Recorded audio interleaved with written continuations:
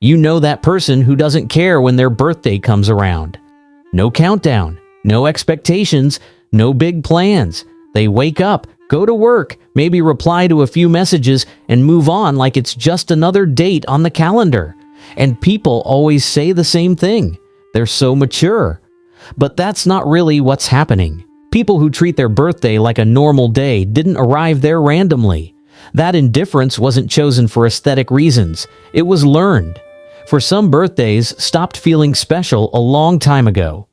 Not because they hate joy, but because joy came with conditions. Maybe expectations were set and never met. Maybe excitement was punished with disappointment. Maybe they learned early that hoping for something just for them usually ended in silence, awkwardness, or letdown. So their nervous system adapted. It learned a simple rule: if you don't expect, you won't be hurt.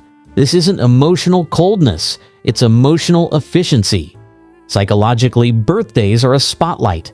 They ask the world to show up for you. And for people who grew up learning that attention is inconsistent, conditional, or unreliable, that spotlight feels unsafe. Being noticed feels like risk. So instead of leaning into it, they flatten the day. They minimize it. They neutralize it. You'll notice something interesting about them. They're often thoughtful on other people's birthdays. They remember details. They show up quietly. They give without making it about themselves, because giving feels safer than receiving. Receiving creates a debt of hope, and hope for them has a history of breaking. Another layer most people miss: birthdays force reflection.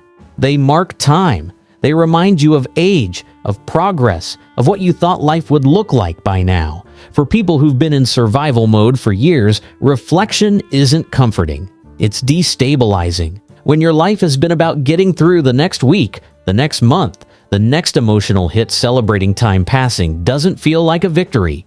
It feels like pressure, so they downplay it. Not because life doesn't matter, but because staying emotionally neutral keeps them regulated. There's also a quiet independence underneath all of this. Many people who ignore their birthdays learned early not to rely on others for emotional fulfillment. They became self-contained, self-soothing, self-sufficient. That strength looks admirable on the surface, but it was forged, not gifted. And then there's the fear of disappointment. If you don't make the day special, no one can ruin it. If you don't announce it, no one can forget it. If you don't care, it can't hurt you. This isn't pessimism, it's protective logic. Some even use humor to deflect it.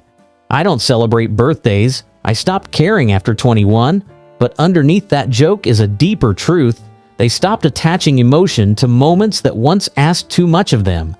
What's rarely acknowledged is the grief hidden here.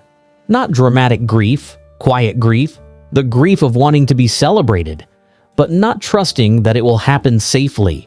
The grief of learning to lower emotional volume so life feels manageable. The grief of becoming someone who no longer waits for candles, wishes, or surprises. And yet, these people often value peace more than praise, consistency more than excitement, presence more than performance. They don't need a special day to know who they are. They measure life differently. So if you're someone who treats your birthday like a normal day, there's nothing wrong with you.